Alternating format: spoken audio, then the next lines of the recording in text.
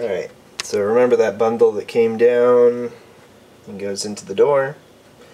This flimsy piece of metal looks like it was just bent and hammered back into place. It runs along there. And it looks like some of the original braiding is still in place here. Feeds along back and to that clip there. And then it goes and splits. And this split runs to, oh, right there. You can't really see too well, but it's there. And that, if I'm not mistaken, is the sending unit gauge. So that's where the sending unit reader comes from.